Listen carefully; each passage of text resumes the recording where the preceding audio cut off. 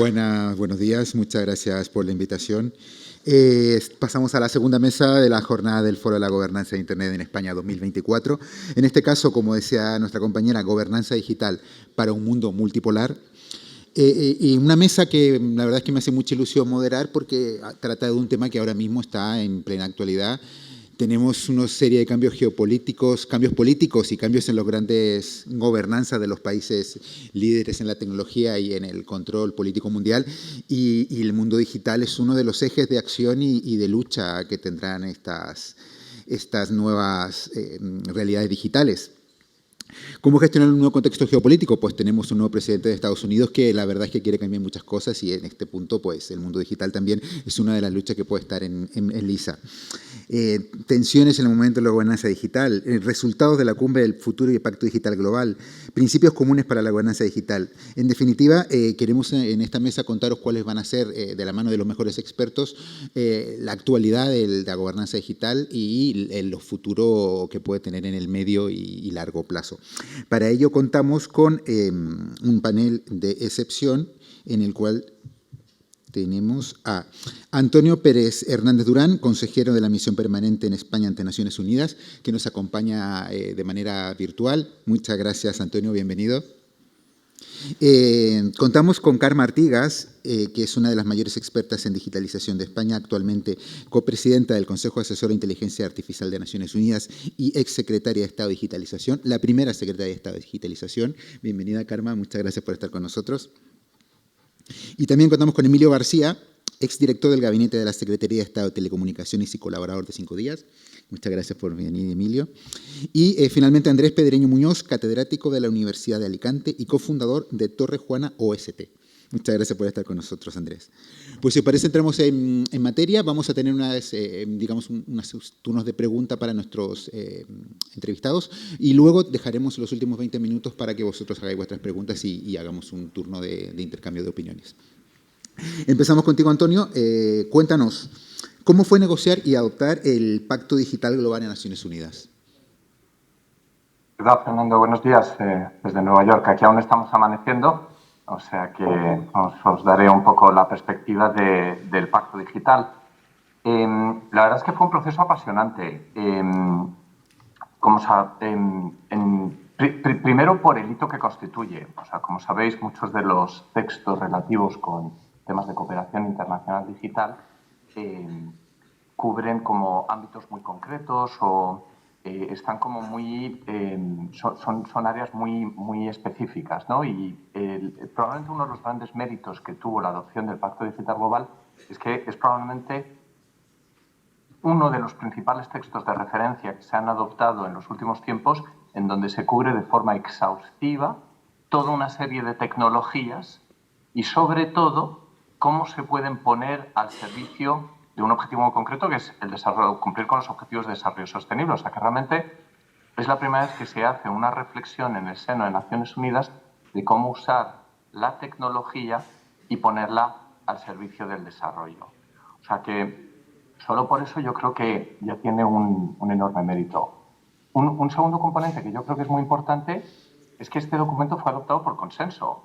¿Eso qué significa? Pues significa que no se tuvo que someter a votación en la Asamblea General de Naciones Unidas. Es decir, todos los Estados miembros de las Naciones Unidas consensúan un texto que refleje cuál es, digamos, el espacio de entendimiento colectivo que hay sobre la cooperación internacional digital. Eso, pues obviamente, le da una legitimidad reforzada a este texto, obviamente, ¿no? Le da un valor adicional que, como bien sabéis, pues los documentos que adopta la Asamblea General de Naciones Unidas no son de obligado cumplimiento, pero sí hacerlo por consenso, pues lo refuerza mucho más. Y sobre todo, yo creo que esto se entiende mucho mejor en el contexto internacional que vivimos, porque, en fin, en la sala de negociación del Pacto Digital Global, durante los meses que tuvo lugar la negociación, en la mesa de negociación estaban sentados, pues, China y Estados Unidos, iraníes e israelíes, ucranianos y rusos, y así, pues, tantísimos otros países, pues, que puede haber algún tipo de enemistad o de digamos, de dinámica de poder que refleja pues, la realidad de la sociedad internacional que tenemos, en donde hay toda una serie de focos de tensión pues, que se reflejan en la capacidad de la comunidad internacional de tejer acuerdos. Y por eso yo creo que eso tiene un mérito adicional, ¿no? Y luego, por último, Naciones Unidas a veces puede ser muy frustrante, ¿no? Porque efectivamente se eternizan mucho las negociaciones, es muy difícil alcanzar acuerdos, pero en este caso yo creo que fue muy interesante por una cosa que supongo saldrá a lo largo de este debate, que es que se veían cómo se iban reflejando las distintas posiciones de las principales potencias y de los que no son tan potencias. Pero de una forma u otra, pues Naciones Unidas muchas veces es interesante porque es un poco una especie de tablero ajedrez en donde desde aquí se pueden ir viendo pues cómo van interactuando, digamos, las distintas piezas en el tablero. Y por ende, pues aquí obviamente fueron trascendiendo las posiciones de Estados Unidos, de China, y la propia dinámica de negociación se realizó muy orientada por bloques, ¿no? Cada país intentaba reunir el mayor número de apoyos posibles y de ahí que todo se hiciera por bloques. Muchas gracias, Antonio. Pues luego profundizaremos más que en estos temas. Karma, tú primero desde España y ahora ya desde las Naciones Unidas, siempre has defendido la gobernanza digital europea, en un momento en que probablemente pocos sabían qué significaba eso. Cuéntanos un poco cómo se articuló eso desde el comienzo y cómo poner a Europa en el centro en un debate tecnológico en que siempre hemos estado un poco retrasados o más bien rezagados. Bueno, en primer lugar, gracias por permitirme estar aquí en este panel. Y bueno, yo creo que un poco el punto que estaba comentando Antonio es el punto de reflexión que llevamos haciendo desde España hacía años, ¿no? La necesidad de poder gobernar la inteligencia artificial partiendo de los derechos. En España hicimos la Carta de Derechos Digitales, luego impulsamos la Ley Europea de Inteligencia Artificial, que es la primera ley que existe que podía gobernar la IA. Y siempre se intenta vender que la ley europea es una ley que limita al mercado, que va en contra de la innovación, y es todo lo contrario. Lo que intenta es dar claridad al mercado para que pueda existir una adopción masiva con confianza para el consumidor y con confianza para los ciudadanos, y exigir unos niveles de transparencia en la tecnología que no la tiene y en cambio tiene un impacto enorme en todos los sectores de actividad. Bueno, pues bien, este encargo también lo hizo el secretario general Antonio Guterres de Naciones Unidas hace un año, en octubre de 2023, que decidió convocar a un panel de expertos de los que tuve el honor de poder estar y ser la copresidenta, para que reflexionáramos, para que le diéramos a él respuesta a tres preguntas. Uno, ¿hace falta gobernar la IA a nivel global, a nivel internacional? Dos, si es así, ¿qué queremos gobernar y cómo? Y tercero, y establecimos nosotros, ¿y por qué Naciones Unidas? Entonces, nosotros hemos estado un año intentando resolver estas tres preguntas. Y la conclusión es que, a pesar de que puede haber legislaciones nacionales, reglamentos, esto es un tema tan ubicuo y que tiene unas implicaciones tan holísticas en la economía y en la sociedad y los problemas que puede generar son tan grandes que ni una sola empresa ni un solo país lo puede resolver solo. Y que en esta gobernanza de la IA, que la pregunta primera obvia es decir, cuando descubrimos la energía atómica, pues creamos la Agencia Internacional de Energía Atómica, ¿no? Bueno, hemos descubierto la inteligencia artificial, deberíamos tener una Agencia Internacional de Inteligencia Artificial, y ha sido el análisis. Lo que hemos llegado a la conclusión es que existen tres grandes déficits a nivel global de la gobernanza. Uno es un déficit de inclusión, es decir, de todas las conferencias del mundo mundial que hay que debaten sobre la seguridad de la IA, sobre la tecnología, hay 118 países del mundo que no están en ninguna de ellas. Solo hay 7 países del mundo que están en todas. Por tanto, ya no existe inclusividad ni la participación de lo que queremos que sea. Ya no te digo los beneficios. Segundo, hay un déficit de inclusión, por ejemplo, en el acceso a los datos y a la capacidad de computación. De 110 superordenadores que hay en el mundo, no hay ni uno en el sur global. Y los datos que han entrenado todos los modelos de la IA, todos son solo datos del norte global. Por tanto, es una herramienta que ya nace sesgada porque no tiene datasets que reflejen la pluralidad y la inclusión. Y luego hay un déficit, más importante aún, de transparencia. Déficit de transparencia que evita que podamos exigir responsabilidades si algo va mal. Y lo dejo aquí, pero el déficit de transparencia viene porque esa tecnología, a diferencia de las otras, no se ha desarrollado desde la academia, desde centros de investigación públicos y abiertos. Se ha desarrollado desde las áreas de I+D de las grandes compañías. ¿Por qué? No porque la universidad no tuviera el talento, no porque la universidad no tuviera la financiación, sino porque la universidad no tenía acceso a los datos. Y sobre el monopolio de los datos hemos creado un monopolio de la IA.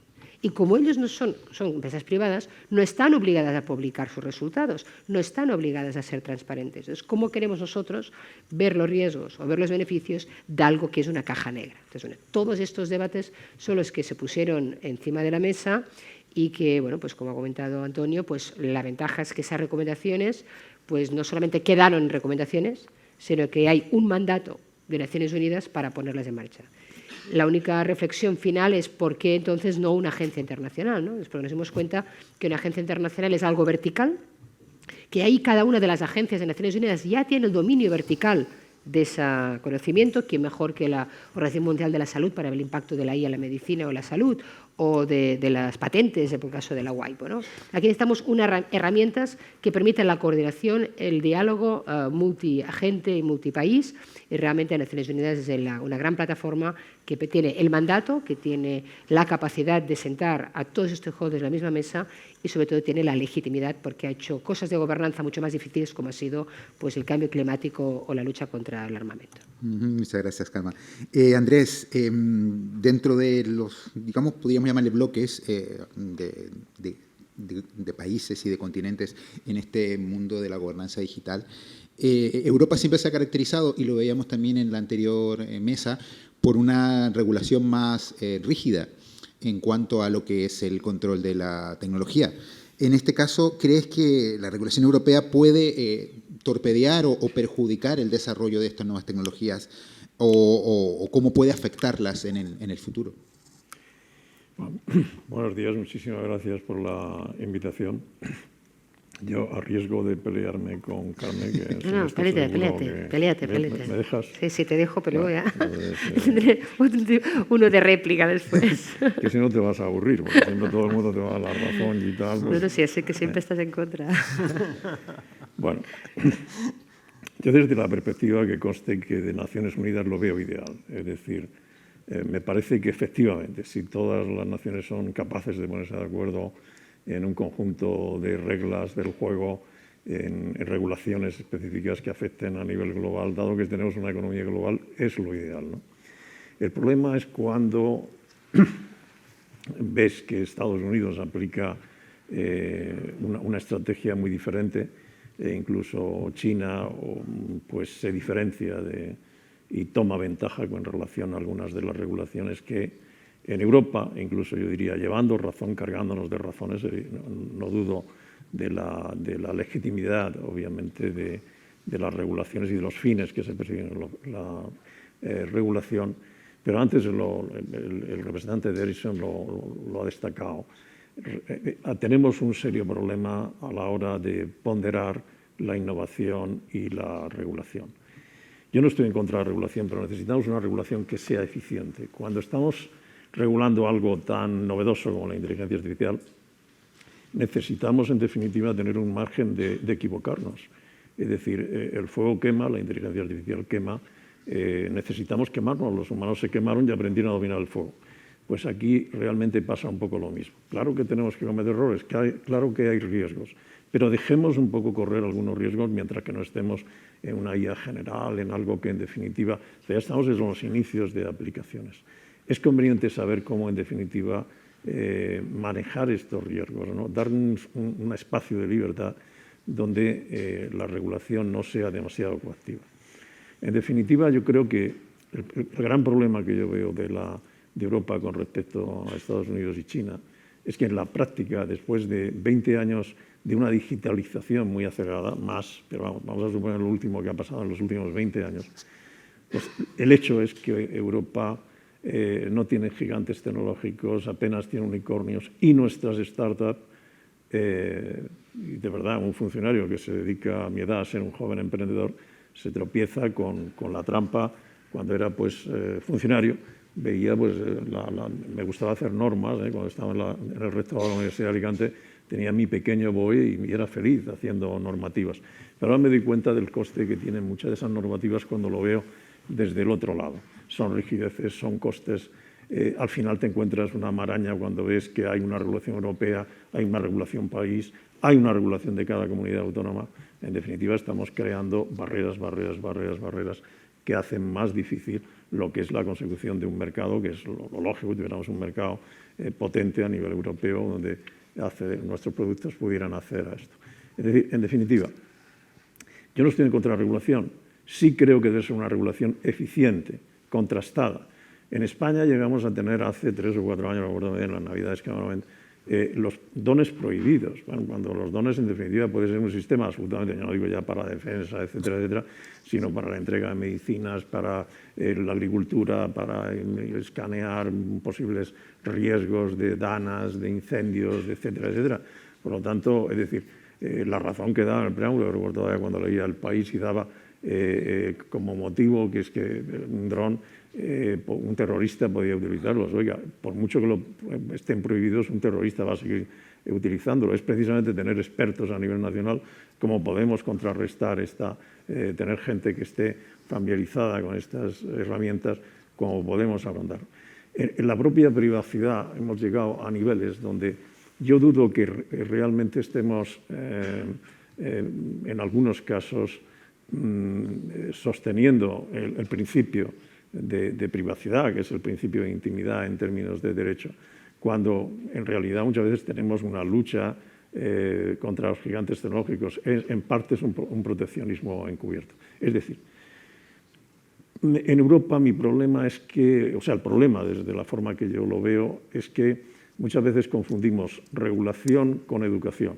No es regular, por ejemplo, el tema de las cookies. Hagamos una encuesta ahí fuera y ¿cuánta gente sabe lo que son las cookies y cuál es el riesgo de los cookies o el riesgo de Internet? Es educación. Deberíamos educar a una población de mayores, incluso de menores, muchas veces no saben ni lo que son, hasta la gente que está en las universidades, ¿no? Del riesgo, no poner una serie de avisos que en definitiva una vez después de 20 veces de confirmar que quiero leer tal cosa, hasta puedo descargar un malware diciendo que sí, quiero cookies y no me entero. Es una mala práctica y sin embargo la tenemos introducida ahí.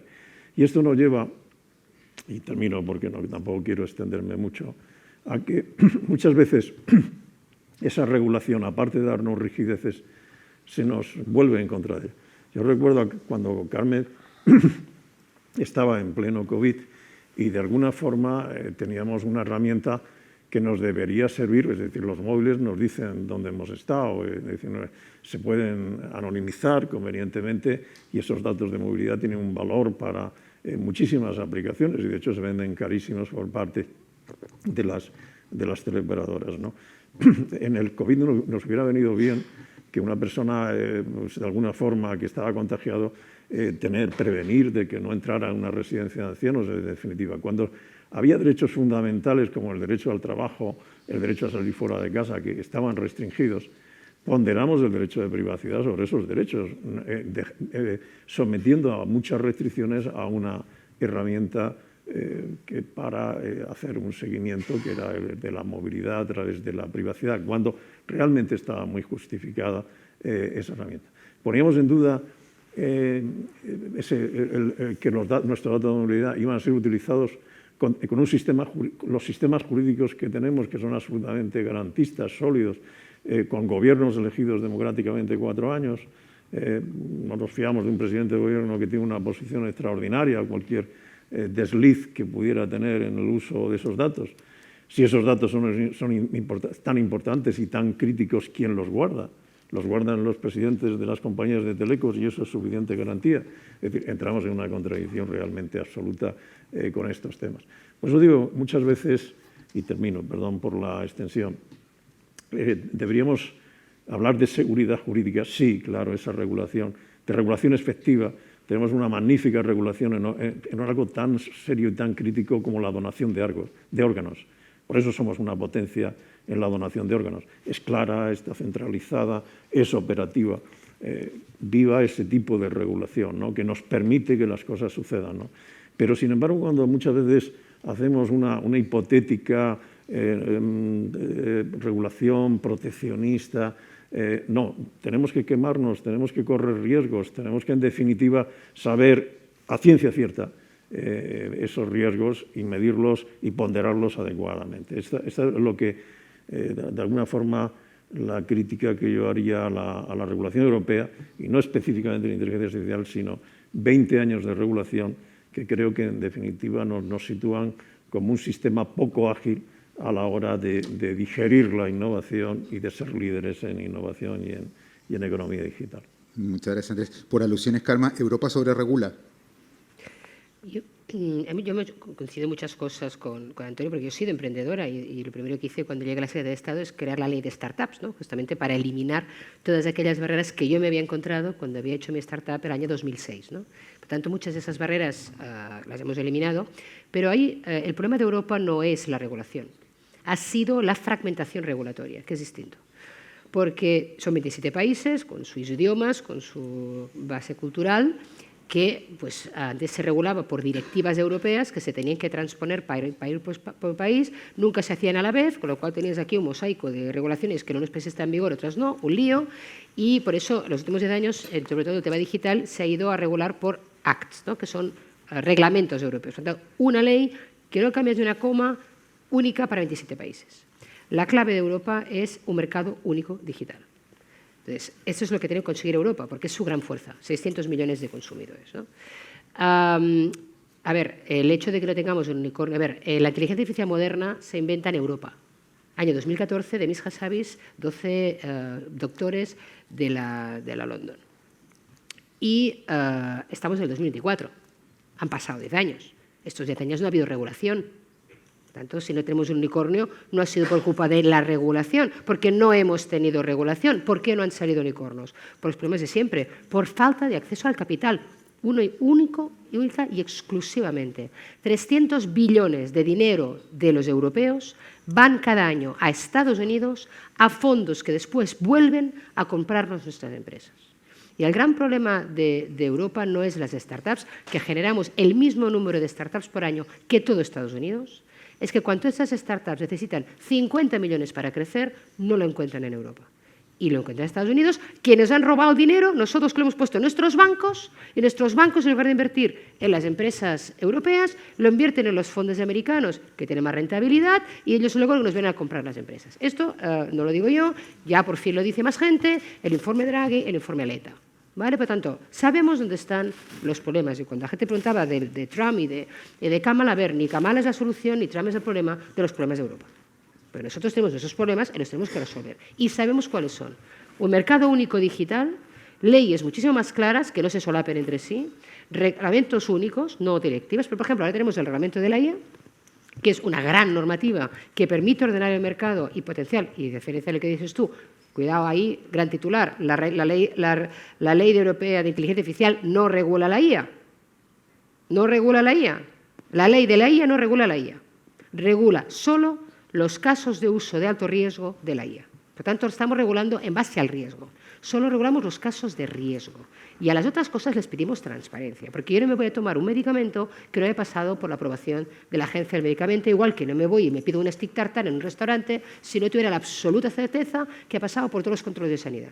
Y en cambio, una tecnología que afecta a todos los sectores de actividad, que puede seguir evolucionando sin intervención humana, ¿no le vamos a exigir transparencia? Cuando dices, ¿por qué se oponen las grandes empresas a la transparencia? ¿Qué tenéis que ocultar? ¿Qué tenéis que ocultar para que cuando os podamos transparencia todo el mundo salte a la yugular? Bueno, pues esto ya también es educación, es entender que puedes controlar los usos aleatorios. Bueno, pues decía eso, el gran riesgo ahora de la IA es la transposición del copyright, porque las directivas de copyright sí que son nacionales. Y entonces, ¿entiendes o no? O sea, el gran problema de Europa es la fragmentación regulatoria, no la regulación. ¿Qué está pasando, decías, en el mundo? Bueno, el país más regulado se llama China. El país más regulado se llama China, es un país autoritario. Y la China Act, que la conozco bien, regula absolutamente todo. Precisamente porque tiene más capacidad de intervención gubernamental, regula mucho mejor que nosotros la protección de la infancia. Algo que aquí no hacemos porque no podemos ser intervencionistas. Pero el TikTok en China está reguladísimo por los niños. Al cabo de 2 horas se les apaga la app. Claro. Es que hay cosas que también tenemos que ver en perspectiva. ¿Y en Estados Unidos qué ha pasado? Había una ley federal que nunca se consiguió poner en marcha, que era la ley del Executive Act de Biden-Harris, que ya ha pasado un año, no se ha puesto en marcha, y evidentemente la administración Trump no la va a poner. Y lo que sí que pasa en Estados Unidos es que tienen leyes para cada estado, con lo cual te vas en el sentido contrario. ¿Qué ha pasado? La ley de California, pues ha habido un veto posterior. ¿Qué tenemos que esperar a Estados Unidos? Cero regulación, perfecto, porque ellos son los líderes siempre de los mercados desregulados. Pero nosotros tenemos otras herramientas. Yo creo que aquí Europa tiene que aprovechar su dimensión. Tenemos que hacer, como tú dices, regulación que tenga sentido, no complicarla. Y para mí el problema de la IA no va a ser la ley europea de la inteligencia artificial, va a ser si conseguimos implementarla, sobre todo para las pymes, porque oye, no hay ninguna gran empresa que tenga ningún problema en adoptarse la IA. El problema está en las pequeñas y medianas empresas, que lo hagamos fácil para las pymes, para las startups, y que no tengan que gastarse dinero en abogados, sino que se lo gasten en contactar científicos de datos. ¿Puedo contestarle un poquito? Pobre Sí, Emilio. al siguiente, por favor, Andrés, que Replegamos que sin Emilio. Yo quería también. Totalmente. Y todo lo que está vamos allí. a romper la mesa. Pero bueno, Emilio, pues sí, te iba a preguntar una cosa, pero si quieres responder al debate, adelante. Vamos, a ver, yo creo que estoy de acuerdo con Carmen en algunas cosas, en otras no tanto, ¿no? Es decir, sí creo que el problema final, uno de los problemas de Europa es un problema de financiación, no solamente privada, sino de financiación pública, porque también tienes el problema que existe también es que la fragmentación en la financiación pública es también muy grande. Entonces, de nada sirve que se inviertan miles de millones, por ejemplo, en computación cuántica, si por un lado lo invierte Alemania, por otro lado Francia y por otro lado España. Así es. Y luego, aparte de eso, también quizás los avances que está habiendo en implantación de las tecnologías digitales en Europa que se están sucediendo ahora son precisamente porque se ha generado deuda común. Se ha generado deuda común y con esa deuda común se están haciendo proyectos conjuntos. Otra cosa también es cómo se definen esos proyectos conjuntos. Pues claro, podemos ir a los famosos IPCIs también. Tú no puedes... tenemos el IPCI de semiconductores que son... Me parece que son, al final dicen 80.000 millones, 40.000 millones, me da igual, 60.000 millones. Claro, si tú defines un IPCI que simplemente es voy a repartir dinero para tener un ecosistema, en lugar de buscar un objetivo común para hacer la misma inversión, como pasa en Japón, que se han creado una empresa para fabricar semiconductores japonesa, pues evidentemente no tienes los mismos resultados. En el problema de financiación estoy de acuerdo. En el problema de la regulación, y si ese problema de regulación se va a resolver con reglamentos, pues ahí soy más escéptico. Y soy más escéptico porque la evidencia de que eso no es verdad es el Reglamento de Protección de Datos. Tenemos el Reglamento de Protección de Datos, un reglamento bastante grueso, y entonces llega a un país como España, y probablemente no me conozco cuál es la situación de otros países, pero me temo que es la misma, y entonces nos montamos una ley de protección de datos, inspirando en el Reglamento de Protección de Datos, en el cual nos metemos además en otros jardines adicionales y, claro, complicamos mucho más la regulación a las empresas europeas. Entonces, eso es lo que yo creo que es lo que le pasa a Europa, aparte de un problema de gobernanza interna muy fuerte. Es decir, Europa difícilmente puede tener una política común si no fortaleces el centro de decisión común. Pero al mismo tiempo que fortalece el centro de decisión común, tiene que ser un fortalecimiento inclusivo, en el sentido que los Estados miembros también tienen que poder opinar. Lo que no puede pasar tampoco es lo que hace a veces la Comisión Europea. O sea, la Comisión Europea de repente pasa a un diálogo con Estados Unidos, pues que llámese el Consejo de Comercio y Tecnología, y ahí solamente van los comisarios. Nunca hay presencia de los Estados miembros. Entonces, difícilmente los Estados miembros van a sentirse representados en esos diálogos. No sé si, Antonio, quieres agregar algo más al debate o ya pasamos al siguiente tema. A mí me gustaría... Bueno, sí, primero y luego ya volvemos contigo, Andrés. A ver, la verdad es que es muy interesante por dónde está yendo el debate, porque precisamente nos estamos yendo un poco a la perspectiva de los distintos bloques, ¿no? Cómo está la cosa en Europa, cómo está la cosa en Estados Unidos, cómo está la cosa en China. Y claro, aquí un poco, una de las cosas buenas que tienen las Naciones Unidas es que da un poco la perspectiva, advierte un poco a la visión del gran dibujo de cómo queda todo esto pues para América, para África subsahariana, para el resto del sudeste asiático, ¿no? Porque aquí gran parte de la conversación, yo creo que de nuevo, volviendo un poco al mérito del valor que aporta el Pacto Digital Global, es precisamente apelar a un elemento fundamental que ya ha señalado Carmen, que es la inclusividad. Es decir, cómo cerrar la brecha digital y cómo intentar hacer que la tecnología realmente sea una herramienta al servicio del desarrollo en la que pueda participar todo el mundo. Yo creo que España además ha tenido una posición muy pionera en ese sentido y efectivamente yo creo que nos hemos ganado un poco ese pequeño nicho, ¿no? De haber sido muy pioneros en el planteamiento, sobre todo en inteligencia artificial, ¿no? En cómo empujamos la regulación en la Unión Europea en inteligencia artificial, con la adopción de la estrategia, en el montaje ahora de la agencia, en los distintos bancos de pruebas, los famosos sandbox, pero desde luego sí aporta otra visión. Fernando, no sé si con esto quieres que pasemos ya al segundo bloque o me parece que Andrés quería decir algo más. Si no te importa, entramos con Andrés para que termine el debate con su reflexión final y luego volvemos ya contigo para ya empezar el segundo bloque. ¿Te parece? Perfecto. Pues nada, Andrés, disculpa por haberte parado, pero bueno, ahora ya... No, es todo el tiempo que haga falta, por supuesto, no. Pero es interesante de alguna forma contrastar alguna opinión con la de Carmen, con la que tengo una magnífica... le profeso una admiración total, ¿no? Por su empuje, su energía, pero en algunos casos confieso que no veo claro, no concuerdo con... Es decir, por ejemplo, claro que no ha sido la ley de inteligencia artificial la que ha ocasionado esto, pero sí la ley de privacidad. O sea, en realidad la ley de privacidad establece tales restricciones con los datos, y los datos es el alimento de la inteligencia artificial. Pongamos en el tema, una de las revoluciones más espectaculares que tenemos en un sector es el sector sanitario. El sector sanitario sin datos no podemos llegar ni a medicina personalizada, ni a llegar a avances sobre imágenes que identifiquen el cáncer, etcétera, etcétera, etcétera. Hay empresas en España realmente interesantísimas, que son muy competitivas, son casi ya unicornios en el tema y la restricción que tienen el data. Podemos dar un riñón, no hay ningún problema. Todos son facilidades y demás, y la regulación es eficiente. Intentamos dar nuestros datos médicos, yo los he intentado dar, imposible. Están en un hospital allí en San Juan, yo creo que un hacker se haría en un ordenador normal, un hacker se haría en 5 minutos. No des demasiadas pistas, que luego van a llegar ahí. Que no des demasiadas pistas. No, pero pistas. es que lo doy porque en realidad yo creo que hay que romper esa barrera. En definitiva, claro, si no hay datos, tenemos ahí, hemos creado algunas de las mejores empresas de referencia que le dan competitividad a Google y liderazgo a Google y otros gigantes tecnológicos en Europa, pero sin embargo no las escalamos aquí. Efectivamente, después el proceso es de venta. Yo no creo que sea tanto, evidentemente los fondos de inversión norteamericanos son una pasada, son especializados, invierten en serie. Yo lo que tendríamos que convencer es que se dan en Europa las condiciones necesarias para que invirtieran los fondos norteamericanos aquí y luego se ubicaran aquí.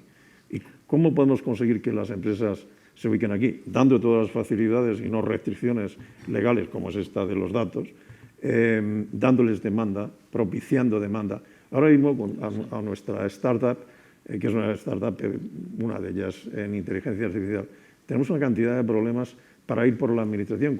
Nuestro producto es único, según nos hemos catalogado en los procesos de homologación como los primeros, con la mayor puntuación técnica, y cuando sale una licitación de más de 500.000 euros, tenemos que ir con una grande que nos dé solvencia, que cobra un 20-25%, simplemente un 25% por darnos solvencia. ¿Pero eso qué es? O sea, eso no tiene ningún sentido. No despegamos de la compra pública innovadora, ni siquiera necesitamos ni subvención ni nada. Nuestro producto es competitivo, pero necesitamos compra pública innovadora. Nadie la hace compra pública innovadora.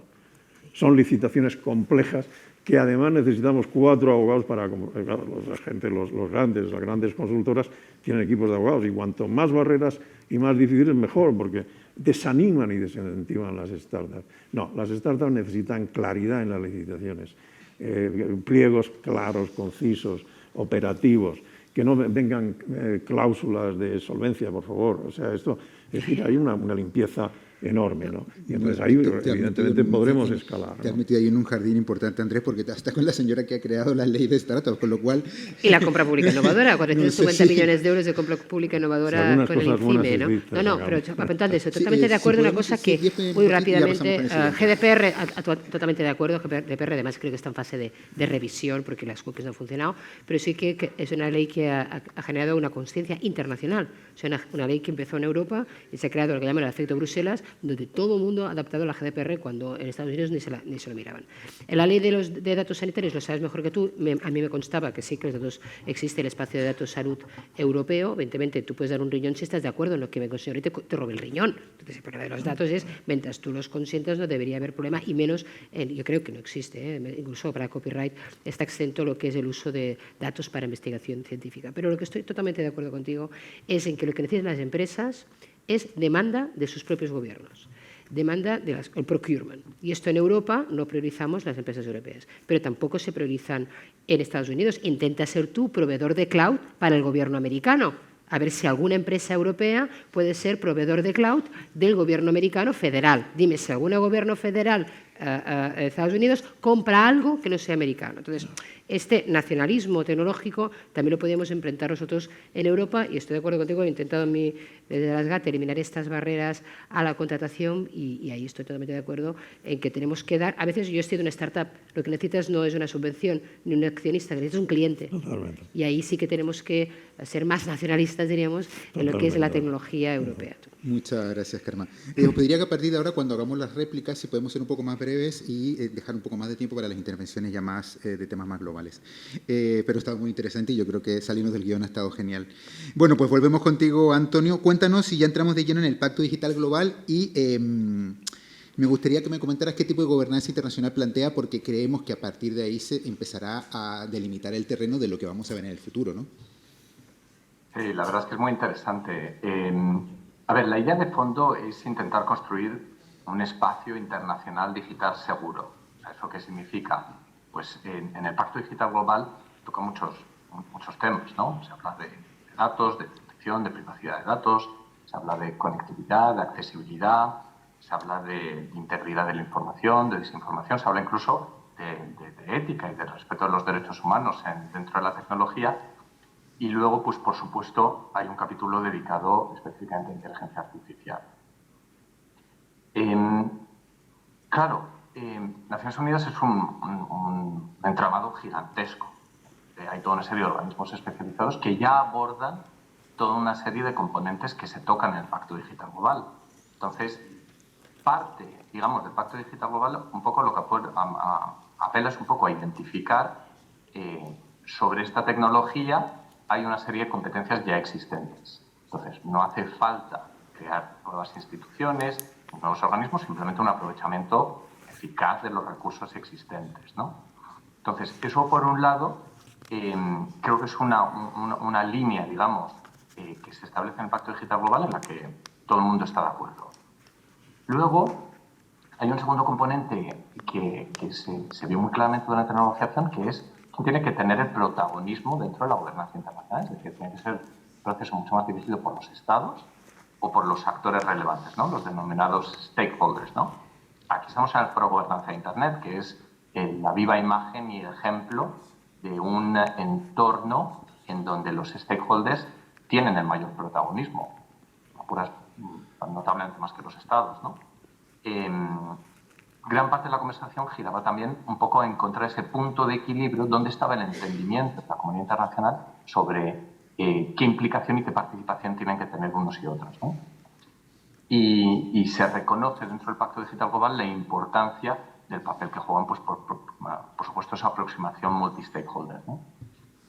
Y luego, por último, está ese terreno en donde no hay aún tal cosa como una gobernanza internacional, que obviamente aquí de lo que estamos hablando, y ya lo ha apuntado Carmen inicialmente, es la inteligencia artificial. O sea, ahora mismo directamente es que hemos construido un nuevo terreno de juego, como dicen en inglés, ¿no? Son aguas no cartografiadas y tenemos que construir pues todo un nuevo diseño institucional global, insisto en la palabra global, porque hasta ahora realmente todas las iniciativas que ha habido en materia de inteligencia artificial han sido fundamentalmente muy concretas, ¿no? Ha sido bien el G7, ha sido a grupos de trabajo en la G20, la OCDE, el Consejo de Europa, la Unión Europea, pero no ha existido hasta ahora tal cosa como un marco institucional verdaderamente global. De ahí la importancia de lo que plantea el Pacto Digital Global, de lo que plantea y de las recomendaciones que plantea el panel asesor sobre inteligencia artificial. Y realmente aquí la parte, yo creo que es muy interesante, es que no se explica exactamente cómo tiene que ser la gobernanza de la inteligencia artificial, sino lo que se hace es se asientan los cimientos y se apela, digamos, a un desarrollo posterior. El Pacto Digital Global, por ejemplo, en materia de inteligencia artificial, plantea cuatro puntos muy importantes. Uno es que tenemos que crear un diálogo global sobre la gobernanza de la inteligencia artificial. Tenemos que crear un panel científico internacional independiente sobre inteligencia artificial y se apela también a la creación de un fondo sobre inteligencia artificial, que no se denomina específicamente el fondo, pero bueno, viene a ser fundamentalmente un fondo. De hecho, es el punto que precisamente al que se refiere dentro del Pacto Digital Global al informe del panel asesor que copresidió Karma. Yo creo que este diálogo global y el panel científico van a ser, digamos, la piedra de bóveda de la gobernanza internacional de la inteligencia artificial.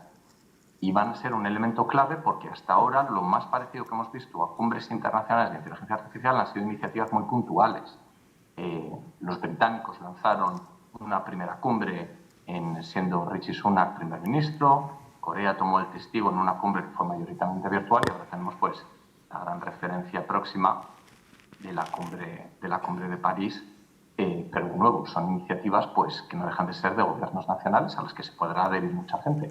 Por eso insisto en la importancia que tiene este proceso, digamos, de construcción de ese marco institucional global de la gobernanza de los asuntos digitales y específicamente de la inteligencia artificial. Muchas gracias, Antonio. Emilio, Antonio nos presenta, si pusiéramos de 1 a 100, yo no sé en qué porcentaje estamos, pero bastante por debajo del 50% en lograr estos objetivos, precisamente porque queda mucho por desarrollar. ¿Cuál crees tú que son esos retos que tenemos por delante para efectivamente hacer realidad este pacto y cumplir la serie de elementos que nos comentaba Antonio? Yo creo que el principal reto que tiene el pacto, se habla mucho de los datos, ¿no? Pero yo creo que en el acceso a la tecnología, el facilitar la distribución justa o una distribución de los beneficios tecnológicos, lo que influye un factor fundamental son las infraestructuras. Karma hacía antes referencia a que los datos, que lo que pasaba también era que las empresas privadas tenían los datos y por eso habían podido desarrollar la inteligencia artificial, mientras la academia no. Yo en parte estoy de acuerdo, pero ahí hay un libro bastante interesante de Kai-Fu Lee que decía precisamente que China iba a triunfar en el desarrollo de la inteligencia artificial. La tesis más o menos que mantiene es que China iba a triunfar en la inteligencia artificial porque tenía muchos datos. ¿Vale? Y no pide permiso. Y no pide permiso. Sí, pero claro, al final ha llegado Estados Unidos, le ha cortado el acceso a la infraestructura, le corta el acceso a la infraestructura, permitiéndole que no tenga el acceso a los chips, y entonces ya no es tan fácil desarrollar la inteligencia artificial si tú solamente tienes los datos, ¿no? Entonces, la infraestructura yo creo que es el problema central. Es el problema central y hemos comentado, y aquí se ha comentado, existen fundamentalmente, yo creo, 3 problemas para las infraestructuras, para resolver el reto de las infraestructuras, que son la brecha del acceso a las infraestructuras, la sostenibilidad de las infraestructuras y la seguridad de las infraestructuras. La brecha de acceso yo creo que es obvia. O sea, si nosotros miramos, Karma ha dado unos datos muy interesantes de cómo están distribuidos los superordenadores en el mundo, pero eso también pasa con las redes. El 40% de la población no tiene acceso a Internet. Y si no tiene acceso a Internet, evidentemente difícilmente va a poder acceder a los beneficios de la tecnología. Y si al final el acceso a Internet lo resolvemos con redes exclusivamente privadas, fuera de todo tipo de regulación, como es Starlink, pues difícilmente también se va a resolver que haya un acceso a la conectividad que esté de alguna manera, bueno, pues que no sea aquello el salvaje oeste y que de repente el dueño de la comunicación decida un día que para hacer ciertas misiones de guerra sí permito usar Starlink, pero para otras no, como ha pasado. Luego tenemos el tema, como mencionaba, el tema de la sostenibilidad, ¿no? El tema de la sostenibilidad de las infraestructuras. En centros de datos que haya salido bastantes veces. En centro de datos, en 2019 se estima que el mundo va a consumir 200 teravatios hora al año en centros de datos. Para el 2026 ya se calcula que eso van a ser 1000 teravatios hora. Y eso pasa en todas partes. O sea, si tú miras en cualquier... eso nos puede parecer muy alejado porque estamos hablando de grandes números, pero por bajar un poco a la tierra y referirme a mi trabajo habitual. Yo soy administrador de los observatorios de Canarias y en los observatorios de Canarias, pues hasta ahora lo que teníamos era telescopios y los telescopios consumían bastante, pero no consumían mucho. Consumían lo suyo. Pues el observatorio del Teide consume 1,5 millones de kilovatios horas al año. De repente llega un telescopio nuevo, un telescopio, que son unos telescopios que se mueven mucho por la noche porque se dedican a buscar fenómenos de alta energía cuando suceden, y resulta que 3 armarios que te colocan allí consume, si te pones a echar cuentas de la potencia esa y cuánto va a consumir cuando esté eso en pleno funcionamiento, te consume 1/3 parte de lo que estaba consumiendo todo el observatorio. Y eso es lo que está pasando.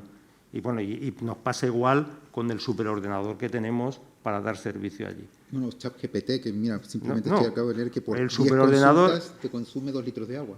No, el superordenador que tenemos nosotros para dar servicio a los científicos y que está además dentro de la red de supercomputación, nos va a consumir, si quito lo que me consumen los observatorios, nos va a consumir aproximadamente la mitad de la energía que consume el Instituto de Astrofísica en las sedes a nivel de mar. Unas cosas, ya estamos hablando de que no vamos a poder asumir esos consumos de energía si no encontramos una solución de energías renovables y además, aparte de eso, pues también trataremos de optimizar cómo se realiza el consumo que realiza la tecnología. Porque, por ejemplo, un aparato tecnológico de muy última generación, como son las máquinas litográficas para fabricar chips de ASML, la última generación suya, una máquina suya, consume lo que una ciudad pequeña.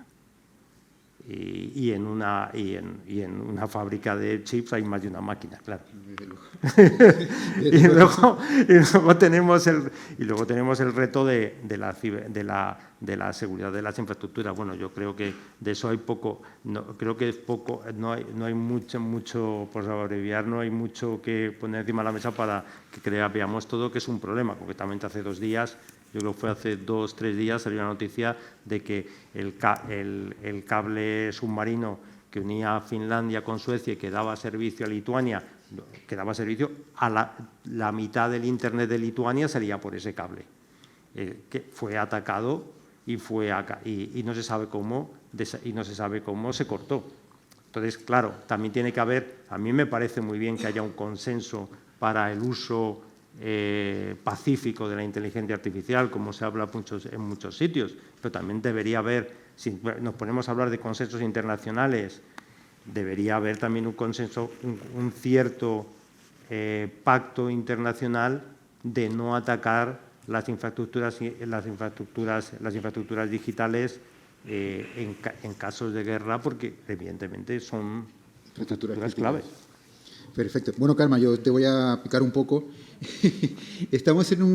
Queremos llegar hacia un pacto digital global, Pero ¿cómo se puede hacer eso si China no se fía de Estados Unidos, Estados Unidos no se fía de China, y Europa no se fía de Estados Unidos y Estados Unidos no se fía de China? Es decir, nadie se fía de nadie.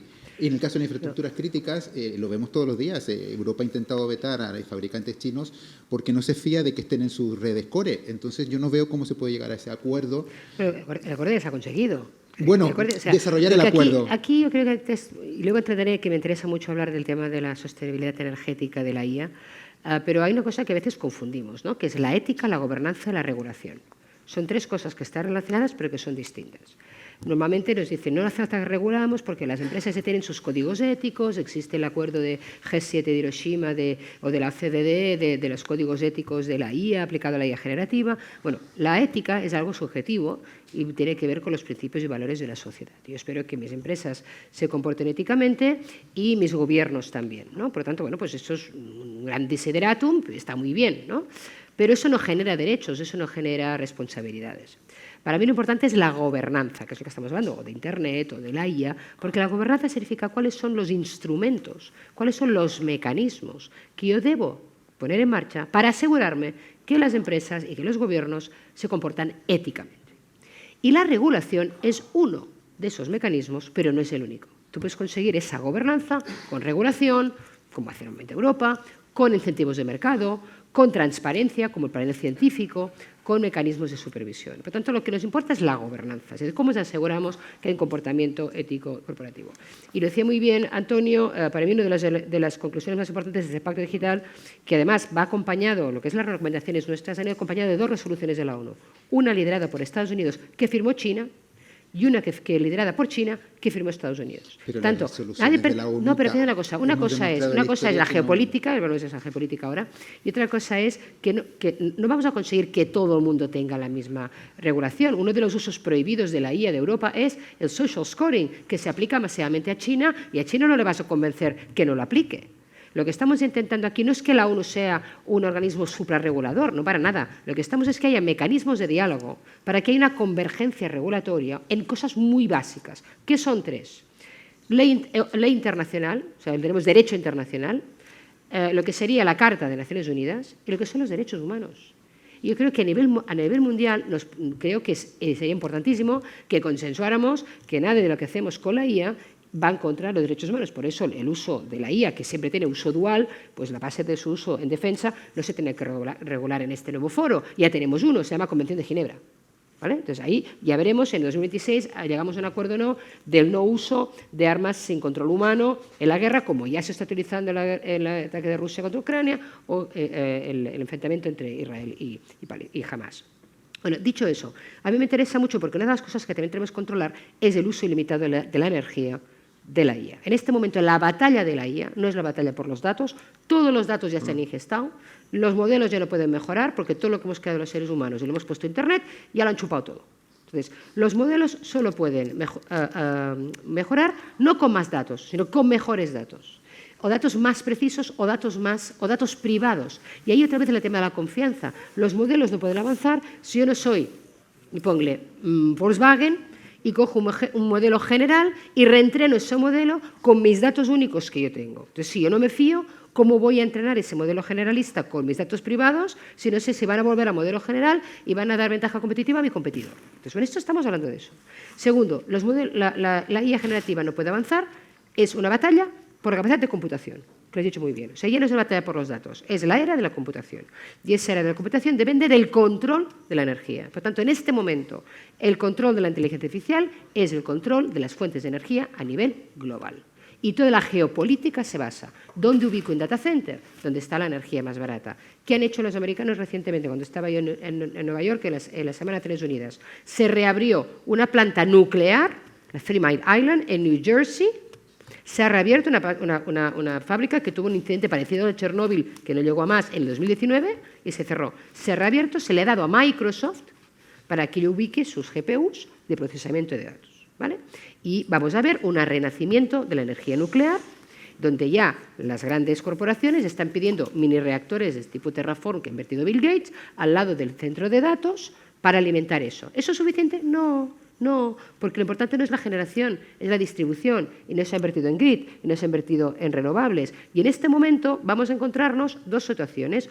O realmente cambiamos los modelos y hacemos modelos más eficientes energéticamente, que es donde yo iría para cortar el uso y abuso de la energía en plan barra libre, porque esto es una externalización de costes privados a costes públicos. Es decir, en lugar de invertir en I+D, le digo a mi gobierno, dame la energía que necesito. Hombre, pero que esta energía no es sostenible. O sea, ¿sabéis que ChatGPT procesa 3 trillones de tokens? Que son los mismos de conexiones sinápticas que tiene el cerebro humano. Vale. ChatGPT consume lo que has dicho tú, cada prompt son equivalente a cargar el móvil todo el año. Las emisiones de CO2 equivalen a la vida útil de 5 coches. Eso es lo que consume ChatGPT. ¿Vale? El litro de aguas, pues bueno, vamos a tener que competir con un litro de agua limpia entre dárselo a una familia o refrigerar un data center, ¿vale? Pero lo más interesante es que el cerebro humano, para hacer lo mismo, consume un bocata y 4 vasos de agua al día. Claro, eso es lo que utiliza el cerebro humano de energía y de 110 gramos de glucosa, de energía y de agua equivalente a ChatGPT. Hombre, room for improvement. O sea, yo creo que es un problema de sencillamente desarrollo de software. Estoy convencida, y ya empiezan a ver la arquitectura Giana, liderada por Joshua Benchu, la Fundación Linux, con iniciativas que donde tienen que ir es donde tienen que ir. Hacer algoritmos verdes, como dijimos en España, algoritmos más eficientes. Porque el otro es un juego que no va a llegar. Va a haber otro largo invierno, para mí, de la IA, porque no va a poder evolucionar la IA por toda esta demanda masiva, que ya es el 3% de toda la demanda energética mundial. Tanto yo creo que puede pasar que estemos en una encrucijada si no mejoramos, para mí, el software hacia la parte más energética. Hay una puntualización muy interesante a lo que dice Karma al respecto de la energía, es que precisamente China, en el desarrollo de inteligencia artificial, no por el tema de energía, pero por el tema de que les están cortando la infraestructura y chips más potentes, a donde está yendo es a desarrollar algoritmos. Claro. Es decir, claro, si la única manera que probablemente vas a tener que avanzar es reduciendo la energía, y reduciendo la energía significa también que el hardware que necesites sea más potente, sea menos potente, y eso lo único que puedes resolver es con algoritmos. Yo estoy en eso totalmente de acuerdo. Pero aquí volvemos a la famosa tema de los inversores. Los inversores han hecho una apuesta. Entonces, cuando tú inviertes tanto dinero en algo, tienes que crear la profecía autocumplida. Entonces, el 2025 realmente la IA da retornos de inversión en los casos de uso, que no nos equivoquemos, no se está aplicando la IA, no se está aplicando la IA. Se está volcando muchísimo dinero en el desarrollo de la IA en CAPEX. Pero no hay una empresa que dedique el 5% de su presupuesto de IT a la IA. ¿Por qué? Porque las empresas están flat en el consumo de consultoría, viéndolas venir, no se terminan de fiar, mucho piloto, pero no preguntan a las empresas consultoras cuántos están gastando sus clientes de verdad en aplicación de casos de uso reales que den retorno de inversión. ¿Que van a venir? Sí, pero de momento no están. Y de momento los inversores, dinero, que optimiza solo una arquitectura tecnológica que son los transformers, que como sabéis, viene del paper Attention is all you need del 2017, y que todo, desde el diseño del chip de NVIDIA hasta todo, está solo para una arquitectura. ¿Qué pasa cuando salgan arquitecturas mejores, más eficientes, como ya están saliendo? ¿Van a recibir ese dinero o no se lo van a dar para que no compita con esas arquitecturas con las que ya han hecho la apuesta? Esto es mi gran pregunta, porque ya empieza a haber la tecnología, como siempre, el problema lo crea la industria, lo resuelve la academia. En la academia ya empieza a haber tecnologías que son mejores que los transformers, que son más eficientes y que alucinan menos. Por lo tanto, aquí nos estamos jugando bastante los próximos 3 a 5 años. No sé, ¿Cómo lo ves tú? Andrés, bueno, yo me he quedado con muchas ganas de intervenir. si te crees esta coexistencia futura entre los bloques de gobernanza global, y si crees que la sostenibilidad y las infraestructuras son críticas en este desarrollo. Perdona, no he oído bien la pregunta. No, simplemente eso, si querías seguir sumando tal debate y un poco cuál era tu opinión sobre los temas que estaba poniendo sobre la mesa, bueno, sí, la verdad Karma que Emilio y Antonio. Sí, bueno, me he quedado con muchas ganas de intervenir. Siempre que Carmen interviene, a mí me anima. Parece que os advierto que... Pone tantas cosas en la mesa siempre que...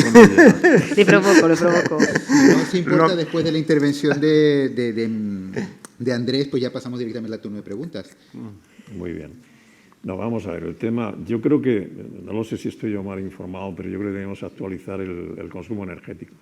Cuando salió GPT-4 nos creíamos que era un equivalente bestia del parámetro, que los parámetros que tenía 3,5, multiplicábamos por 10 y entonces extrapolábamos el consumo de agua. No, GPT-4 es una mezcla de expertos, es decir, son, si mal no recuerdo, 15 expertos, hemos dividido el modelo en 15 partes. Cuando hacemos una consulta a GPT, hacemos una consulta al máximo de 2 expertos, entonces el sistema es mucho más eficiente y mucho más energético. Eso fue lo que animó a que los llama pudieran extenderse, ¿no? Porque en definitiva descubrimos que podíamos especializar expertos, ¿no? Aprovechar las capacidades lingüísticas de los modelos y después especializarlos en algo concreto. Es decir, cuando se hace una consulta a OpenAI sobre Python, no molestamos al experto jurídico o al tema. Entonces, de esa forma, racionalizamos el tema. Luego nos olvidamos cuando empezamos a poner foco en una IA que realmente puede dar respuestas al cambio climático por la complejidad, es decir, si tuviéramos los datos necesarios, las capacidades computacionales necesarias, podríamos resolver problemas de la capacidad de absorción que tiene el planeta en CO2, cómo hacerla diferencialmente, cómo hacer políticas diferenciales para poder revertir el proceso del calentamiento del planeta, o cómo abordar temas tan complejos como el cáncer o la medicina personalizada, ¿no? Entonces, en definitiva, ahí estamos fijándonos y poniendo foco en el tema de agua, cuando tus pantalones vaqueros, y date la casualidad que llevas pantalones vaqueros, pero recuerdo que en la producción de tus pantalones vaqueros son 10.000 litros de agua lo que se gasta. El aeropuerto de Madrid, la T4, calentarla cada día con esos techos que tiene, que son absolutamente ineficientes, es una barbaridad. Buscar en Internet el gasto de calefacción de T4. Es decir, tenemos ahí un conjunto de elementos y ponemos ahora precisamente en la picota a la IA o a la computación, cuando en definitiva la computación puede ser una parte, y está siendo la IA clave en la optimización del consumo, de la distribución, del ahorro energético, porque nos crea sistemas que nos sirven de alguna forma para crear patrones y poder dar directrices en esas cosas, ¿no? Entonces yo creo que ahí estamos haciendo una mala política en términos de la introducción a la IA. Y en ese sentido, yo diría ahí que crear, antes lo que decía Carmen, claro que evidentemente la Unión Europea ha puesto foco en los riesgos, y esto creo que lo discutimos también en Benicàssim este verano. Pero es que yo creo que en definitiva con lo que hay que crear es ilusión. En una facultad, en una escuela como la que estamos ahora de Telecos, lo que habría que fomentar es que en realidad la gente de aquí se empoderara y se entusiasmara con las capacidades que tiene la inteligencia artificial. Y sin embargo estamos creando una cierta cultura del miedo. Pero es que esto yo de verdad lo he traído de los riesgos, ¿no? De que esto, bueno, esto es peligroso, ¿no? Bueno, siempre hemos tenido magníficas películas y tal sobre este tema para crear esa cultura, y entonces abonamos sobre una cuestión donde, cuidado, esto de la IA es muy complejo, es que esto de la IA tiene riesgo. Cuando nos enfrentamos a empresas, y vienen los CEOs o incluso la gente de tecnología, se encuentran como, cuidado, es que esto de la Unión Europea, hay que ver cómo la Unión Europea lo que dice, porque aquí nos podemos meter en muchos líos y tal, esto es muy complicado, ¿no? De hecho, bueno, pues ahora nos encontramos en la paradoja de que pues, las grandes herramientas que en términos educacionales han puesto Google, de la última generación de IA generativa, de Google, de OpenAI, creo que recuerdo también de Apple o de Amazon, no están disponibles el último modelo en Europa. Están en todas partes del mundo, pero no están en Europa. Entonces, en ese sentido, yo creo que hace falta un recurso positivo. El informe Draghi. Para mí el informe Draghi supone un antes y después en el sentido de vamos a parar un poco, si me lo permites, Carmen, la prepotencia que tuvimos con el efecto Bruselas. Vamos a regular el mundo. Claro que obviamente el efecto Bruselas tiene, visto desde Naciones Unidas, lo veo perfectamente, mecanismos de diálogo, propiciar incentivos de mercado, ¿dónde tenemos que firmar ese tema? Si va por ahí esa vía, absolutamente de acuerdo, ¿no? Pero claro, con efecto Bruselas solo no se crea una economía fuerte. Lo que están haciendo China y Estados Unidos es una economía digital fuerte. Apple es 3 veces el Producto Interior Bruto de España, Nvidia otras 3 veces el Producto Interior Bruto de Google, casi 2 veces el Producto Interior Bruto, Microsoft 2 veces el Producto Interior Bruto. En los últimos 20 años, empresas que estaban iniciando, Microsoft un poco avanzada, pero Steve Jobs recogiendo del desastre a Apple, se han erigido cerca de 10 economías, 10 países como España, 10 empresas, 10 gigantes que equivalen a 10 veces el Producto Interior. O sea, se han generado en Estados Unidos 10 Españas en términos de Producto Interior Bruto. Y esto, pues realmente el informe de Draghi dice, cuidado, dejamos ya un poco de la música celestial. Hace falta una economía digital fuerte. Hace falta 800.000 millones de inversión, que se dice poco, que casi es un Producto Interior Bruto de España, al año, para resolver el gap que hay entre Estados Unidos, China y Europa. Y yo creo que ese punto de partida es un punto de vista, donde tenemos que ilusionar a los jóvenes, tenemos que decir, oye, claro que la IA tiene riesgos, pero son unas oportunidades extraordinarias para conseguir los grandes retos de nuestro tiempo, los grandes retos de sostenibilidad, de enfermedades, de pandemias, de todo esto, ¿no?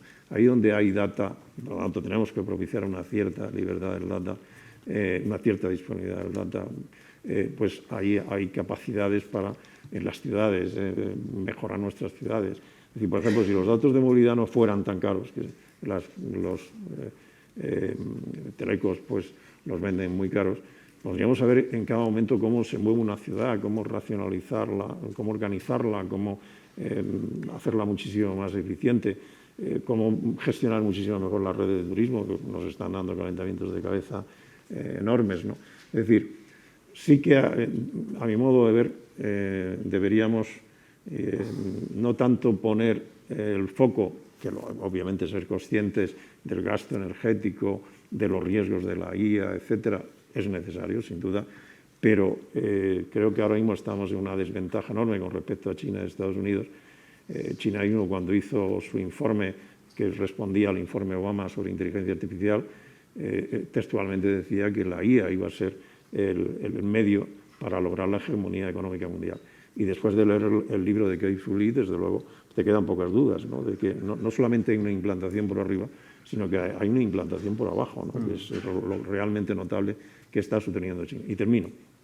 Fijaros en lo que está sucediendo en los últimos años. Si veis el índice de beneficios de las empresas que cotizan en bolsa de Estados Unidos del año 2008 hasta nuestros días, vemos que la empresa norteamericana no ha dejado de crecer en su índice de beneficios. Estamos hablando del indicador de una economía fuerte, empresas saneadas que tienen beneficios.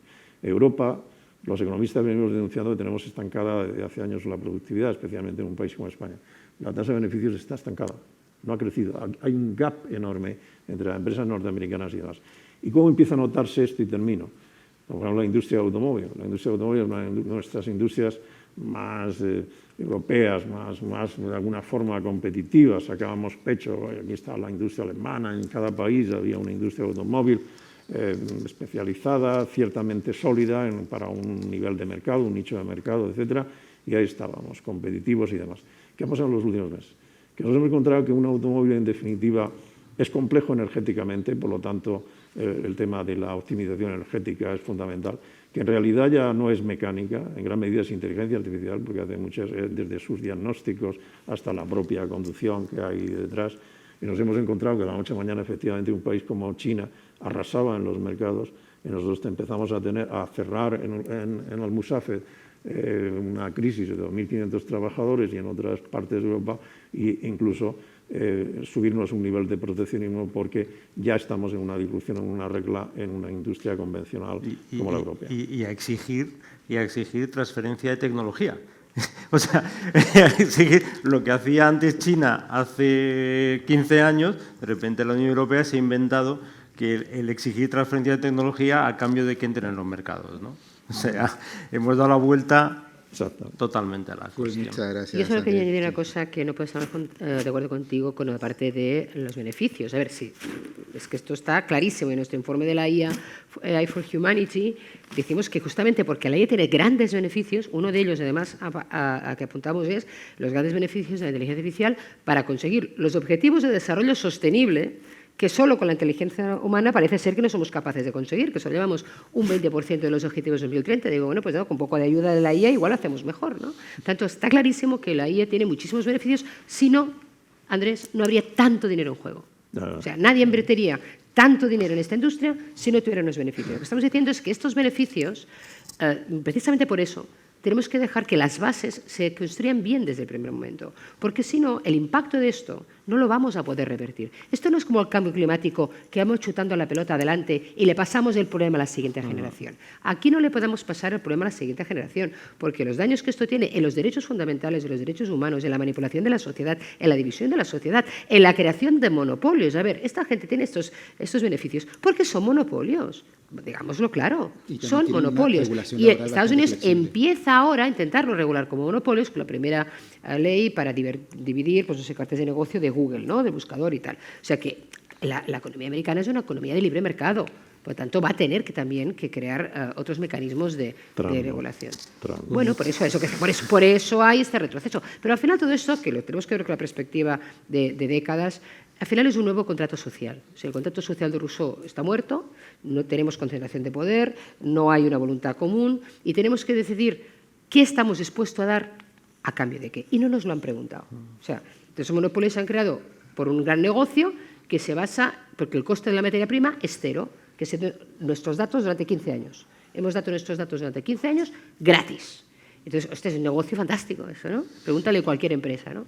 Y luego, ¿no? Pues son las nuevas dinámicas de mercado de una economía digital donde aún los indicadores de la economía real han sido capaces de encontrar los indicadores de la economía real. O sea, tenemos compañías del siglo XXI que las estamos midiendo con indicadores del siglo XIX, porque ni el balance ni la cuenta de resultados incorpora el valor de los datos, el valor de la innovación, el valor del talento y el valor de la capacidad de disrupción. Tanto, y como no lo captura la economía real, lo tiene que capturar el mercado. Pues nada, ¿cuánto vale OpenAI? ¿150 billions? ¿Tú crees que una empresa vale 150.000 millones de euros? No se justifica de ninguna manera. ¿Cuánto vale un Bitcoin? Lo que alguien decida. Entonces, estamos en un mundo que no tenemos los indicadores aún de la economía del dato y de la economía digital.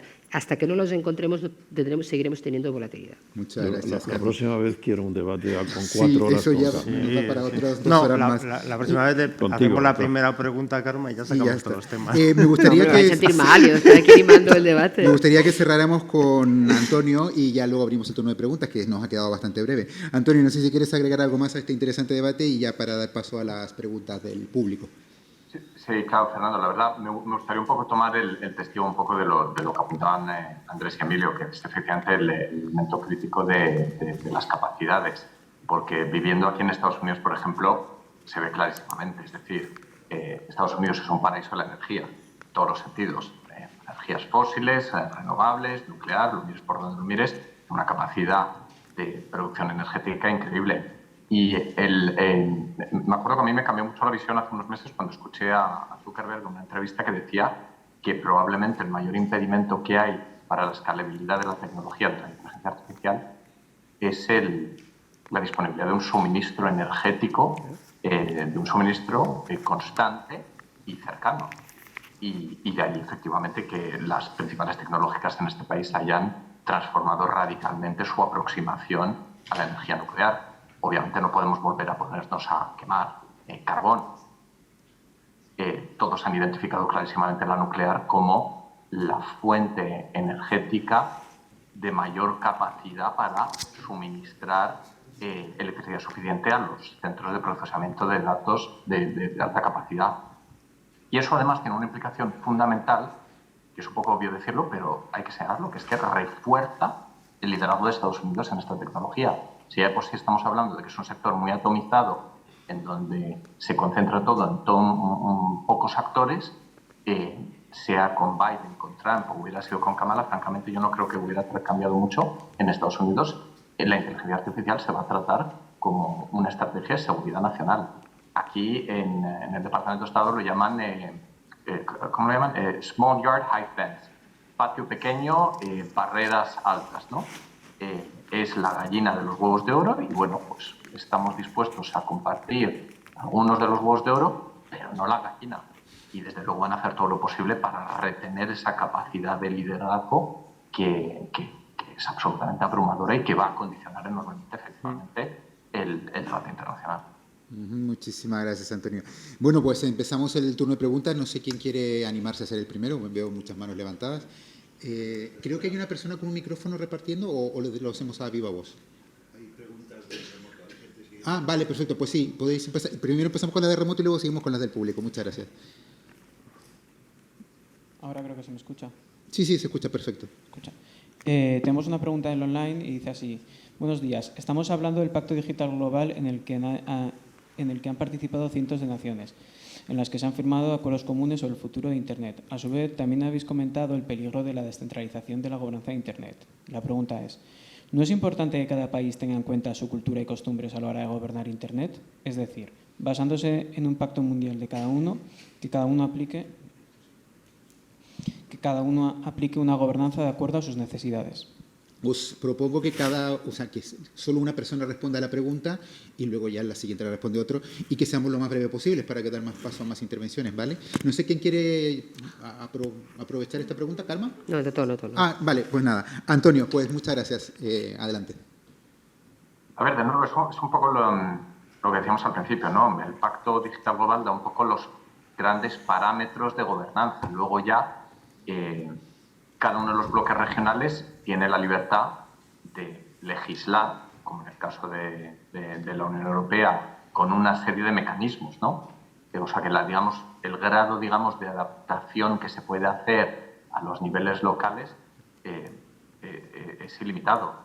De hecho, lo vemos. En este caso, el Pacto Digital Global está consensuado entre grandes potencias como China y Estados Unidos.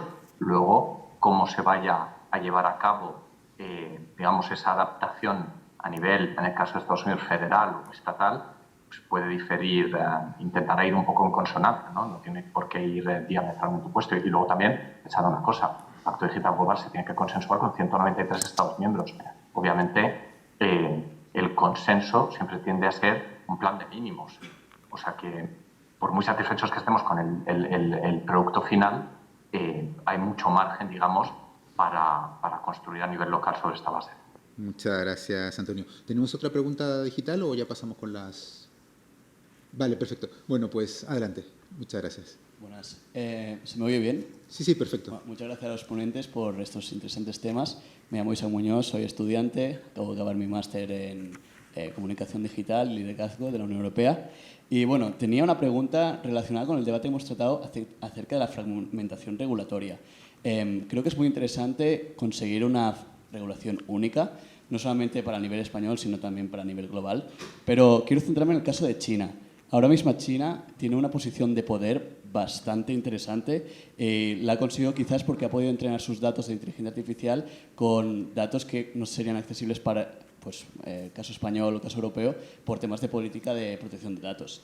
Entonces, aparte de eso, tiene una independencia económica bastante interesante porque al final depende solo de ellos mismos con empresas chinas. Entonces, ¿cómo se podría convencer a China para que quizás baje y acepte esas políticas globales? Porque a priori parece que a lo mejor no le puede interesar por el tema de esa posición de liderazgo competitivo que tiene. A lo mejor lo que has comentado tú a nivel de infraestructura y hardware sí que se puede maniatar un poco a China porque depende de ello, pero veremos qué puede pasar con Taiwán en el futuro. Entonces, ¿cómo se podría convencer a China para que acepte esos tratados a nivel global?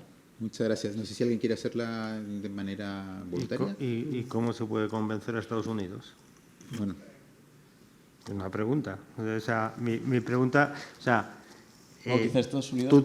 Nosotros estamos en una situación donde hay dos grandes bloques, que son dos grandes actores, que son Estados Unidos y China. ¿Y dónde no está Europa, por cierto? Bueno, yo creo que el problema es que lo que ha pasado es que la multilateralidad ha ido desapareciendo y estamos en un momento crítico para que o bien termine de desaparecer y aparezca una bimultilateralidad con un foco donde está China y otro foco donde está Estados Unidos. Al foco de Estados Unidos se ha dejado arrastrar Europa se ha dejado arrastrar a ese lugar y estamos en ese momento crítico. Entonces, en ese momento crítico, la única manera que he de convencerlo es que el resto, que surjan disensos dentro del bloque del G7, que es el bloque de Estados Unidos, o dentro del bloque de BRICS Plus, que es el bloque en el que está en el que está China.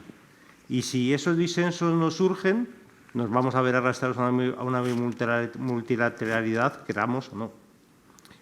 Entonces, ¿se puede hacer algo para romperlo? Hombre, yo creo que Europa puede hacer algo para romperlo siempre y cuando haga 3 cosas. Hemos hablado del tema de que primero tenemos que organizarnos nosotros mismos, que ya es bastante. Segundo, Europa tiene que asumir que eso tiene un precio.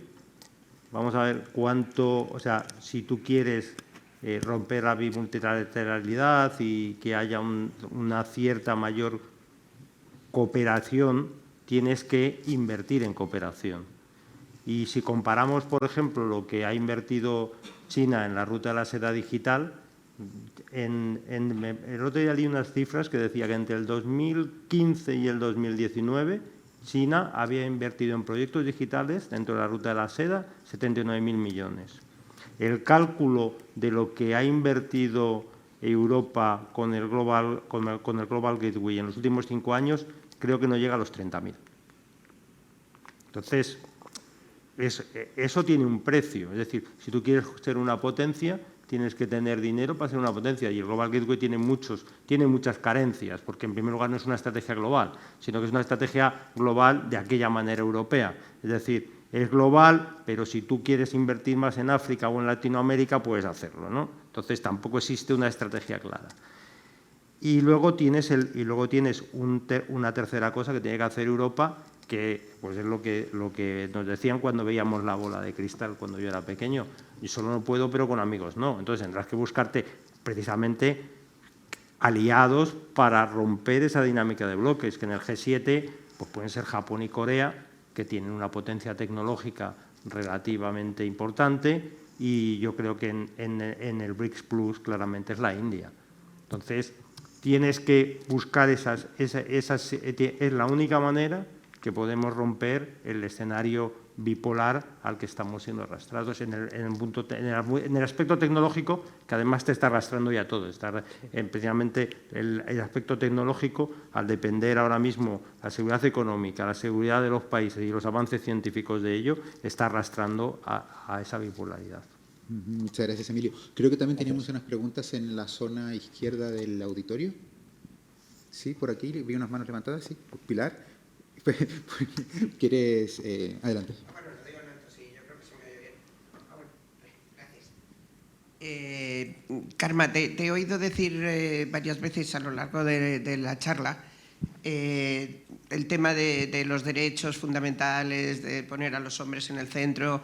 Siempre he oído hablar de este tema a los neurotecnólogos, que son los que más están defendiéndolo y hablando de neuroderechos.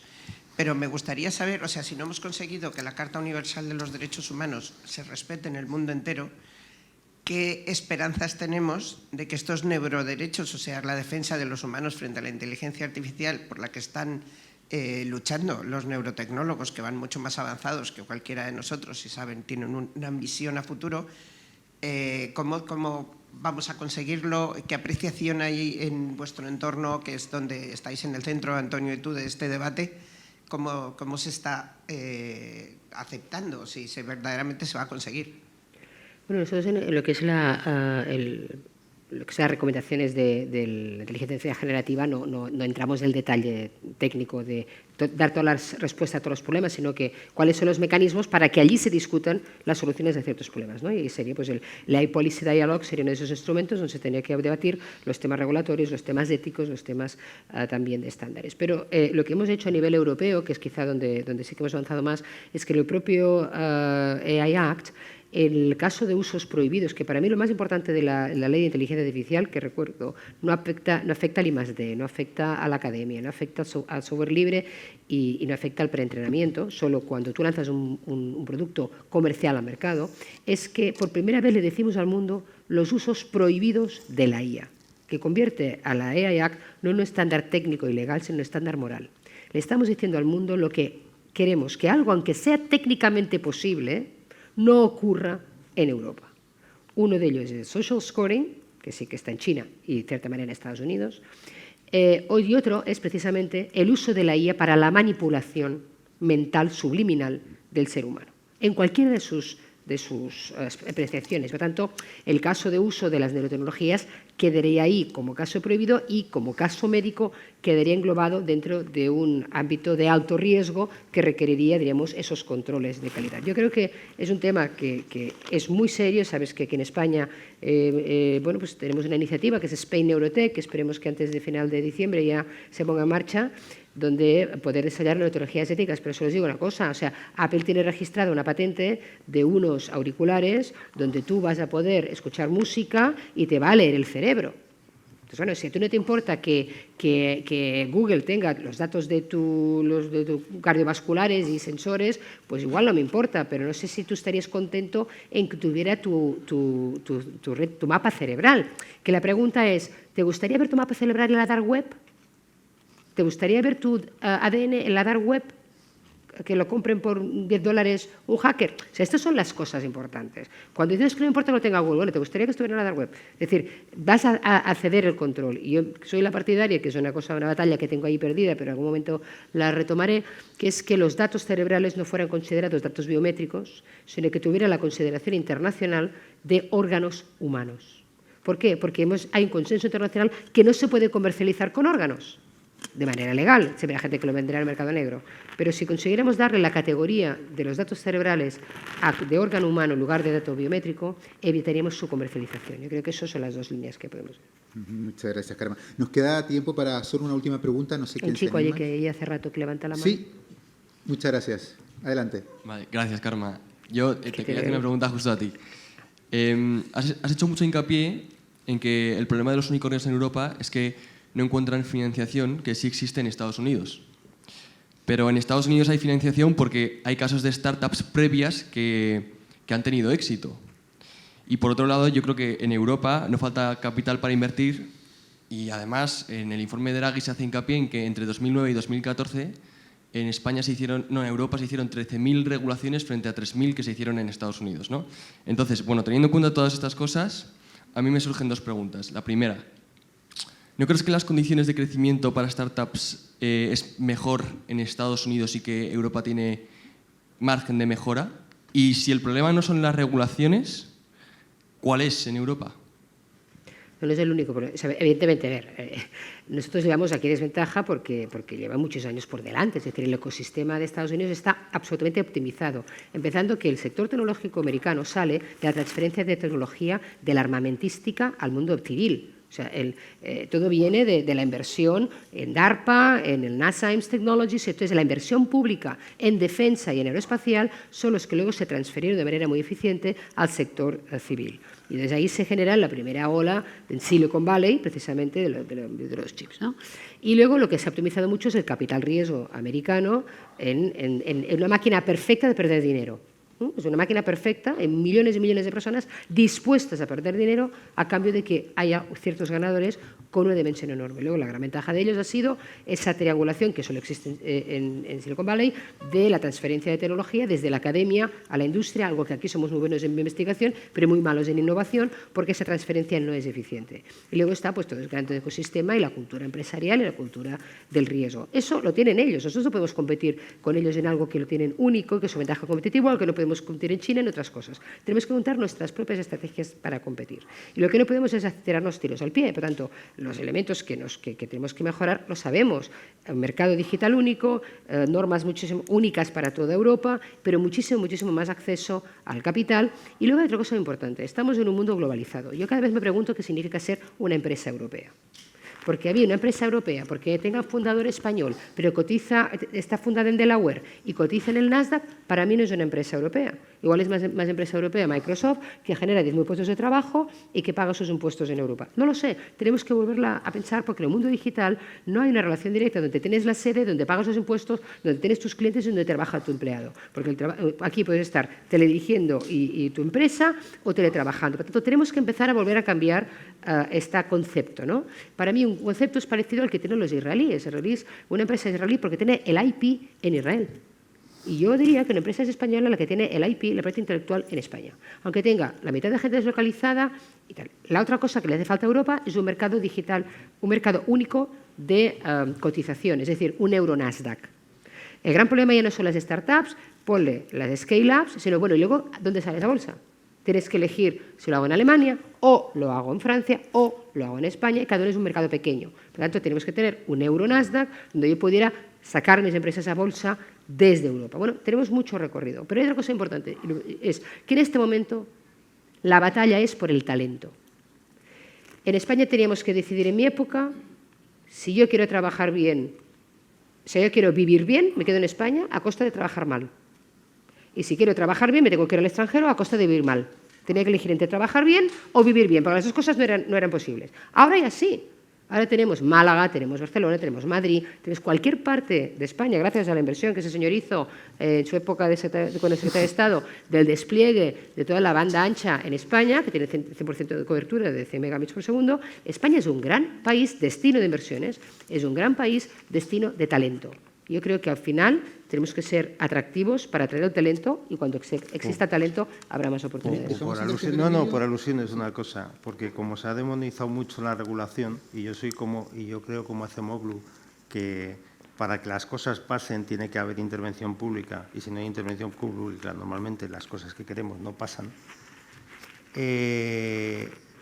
La cuestión de la banda ancha en España no se debe solamente a que se haya dedicado inversión pública a fondos europeos para llegar donde no llegaban los operadores. Se ha debido también a la regulación y a que se hizo un reglamento para abrir las redes a que los operadores pudieran, o los operadores que no tenían infraestructuras, pudieran utilizar las infraestructuras de otros, en cierto modo. Y si no, no se hubiera llegado a esta extensión. Y también se hizo, por supuesto, porque hubo mucha inversión privada. O sea, aquí no se hubiera llegado hasta donde estamos en banda ancha si los operadores no hubieran invertido en banda ancha, principalmente un operador. Bueno, dos también puede ser, sí. Uno más que el otro. Uno más que otro. Bueno, muchas gracias, Emilio Andrés, y ya con esto concluimos. ¿Perdón? Sí, que si quieres sumarte a esta respuesta o ya concluimos. No, concluimos. Vale, pues muchísimas gracias. Bueno, pues ha sido una jornada súper interesante. Hemos tenido una mesa que sin duda nos da para varias horas más de debate, pero creo que hemos cumplido los principales objetivos y hemos dejado el testigo para que pues, sigáis indagando sobre el foro de la gobernanza y la gobernanza mundial. Muchas gracias a los asistentes, muchas gracias a Antonio Pérez Hernández desde Nueva York, que vemos que está bastante nublado, igual que aquí en Madrid. Gracias, Antonio. Muchas gracias a Karma, ha sido muy interesante. Muchas gracias a Andrés, muy buen debate, y muchas gracias, Emilio, muy buena la postura que nos has planteado. Y a vosotros, pues, os invitamos a seguir después del receso en la primera jornada y en la parte de la tarde. Muchas gracias.